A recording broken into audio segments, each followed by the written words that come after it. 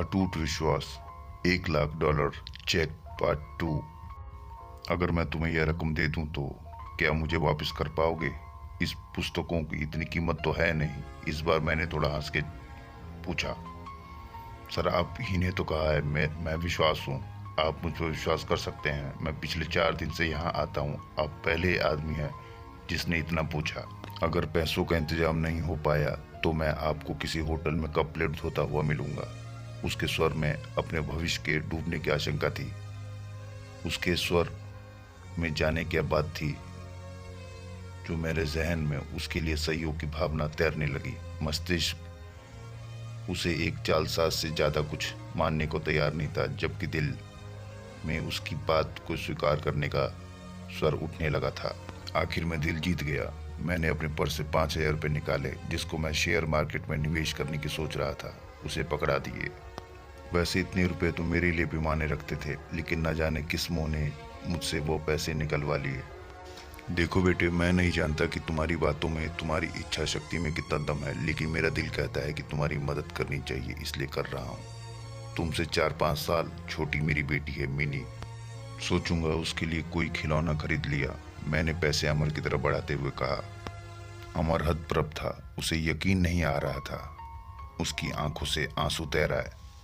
उसने मेरे पैर छुए तो आंखों से निकली 2 बूंद मेरे पैरों को चूम गई। ये पुस्तक मैं आपकी गाड़ी में रख दूं? कोई ज़रूरत नहीं। इन्हें तुम अपने पास रखो।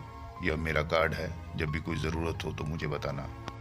वह मूर्ति बनकर खड़ा रहा और मैंने उसका कंधा थपथपाया। कार स्टार्ट कर आगे बढ़ा दी। कार को चलाते हुए वो घटना मेरे दिमाग में घूम रही थी और मैं अपने खेले जुए के बारे में सोच रहा, जिसमें अनिश्चितता ही ज्यादा थी। कोई दूसरा सुनेगा तो मुझे एक भावुक मूर्ख से ज्यादा कुछ नहीं समझेगा। अतः मैंने यह घटना किसी को न बताने का फैसला किया। दिन गुजरते गए। अमर ने अपने मेडिकल के दाखिले की सूचना मुझे एक पत्र के माध्यम से दी। मुझे अपनी मूर्खता में कुछ मानवता नजर आई। एक अनजान सी शक्ति में, या कहें दिल के अंदर बैठे मानव ने मुझे प्रेरित किया कि मैं 1,000-2,000 रुपए उसके पते पर फिर भिजवा दूं। भावनाएं जीती और मैं अपनी मूर्खता फिर दोहराई। दिन हवा होते गए। उसका संक्षिप्त सा पत्र आता जिसमें 4 लाइनें होती। 2 मेरे लिए, एक अपनी पढ़ाई पर और एक मिन्नी के लिए, जिसे वो अपनी बहन बोलता था। मैं अपनी मूर्खता दोहराता और उसे भूल जाता। मैंने कभी चेष्टा भी नहीं की उसके पास जाकर अपने पैसे का उपयोग देखूं। ना कभी वो मेरे घर आया। कुछ साल तक यही क्रम चलता रहा। एक दिन उसका एक पत्र आया कि वह उच्च शिक्षा के लिए ऑस्ट्रेलिया जा रहा है।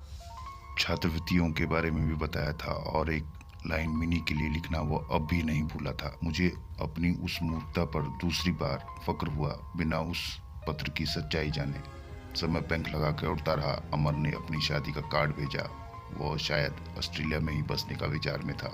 मिनी भी अपनी पढ़ाई पूरी कर चुकी थी। एक बड़े परिवार में उसका रिश्ता तय हुआ था। मुझे अब मिनी की शादी लड़के वालों की हैसियत के हिसाब से करनी थी। एक सरकारी उपक्रम का बड़ा अफसर कागजी शेर ही होता है। शादी के प्रबंधन के लिए ढेर सारे पैसों का इंतजाम, उधेड़बुन, और अब यह चेक। मैं वापस अपनी दुनिया में लौट आया। मैंने अमर को एक बार फिर याद किया और मिनी की शादी का एक कार्ड अमर को भी भेज दिया।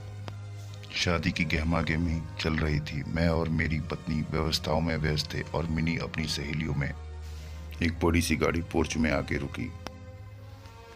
एक संभ्रांत से शख्स के लिए ड्राइवर ने गाड़ी का गेट खोला तो उस शख्स के साथ उसकी पत्नी, जिसकी गोद में एक बच्चा था, वो भी गाड़ी से बाहर निकले। मैं अपने दरवाजे पर जाकर खड़ा हुआ तो लगा कि इस व्यक्ति को पहले भी कहीं देखा है। उसने आकर मेरी पत्नी और मेरे पैर छुए। सर, मैं अमर, वो बड़ी श्रद्धा से बोला। मेरी पत्नी अचंभित सी खड़ी थी। मैंने बड़े गर्व से उसे सीने से लगाया। उसका बेटा मेरी पत्नी की गोद में घर सा अनुभव कर रहा था। मिनी भी अभी संशय में थी। अमर अपने साथ ढेर सारे उपहार लेकर आया। मिनी को उसने बड़ी आत्मीयता से गले लगाया। मिनी भाई पाकर बड़ी खुश थी। अमर शादी को एक बड़े भाई की रस्म हर तरीके से निभाने में लगा हुआ था। उसने ना तो कोई बड़ी जिम्मेदारी मुझ पर डाली और ना ही मेरे चाहते हुए भी एक भी पैसा खर्च करने दिया। उसके भारत प्रवास के दिन जैसे पंख लगा कर उड़ गए। इस बार अमर जब ऑस्ट्रेलिया वापस लौटा तो हवाई अड्डे पर उसको विदा करते हुए न केवल मेरी बल्कि मेरी पत्नी मिनी सभी की आंखें नम थी। हवाई जहाज ऊंचा और ऊंचा आकाश को छूने चल दिया और उसी के साथ साथ मेरा विश्वास भी आसमान छू रहा था। मैं अपनी मूर्खता पर एक बार फिर गर्वित था और सोच रहा था कि इस नश्वर संसार को चलाने वाला कोई भगवान नहीं, हमारा विश्वास ही होता है।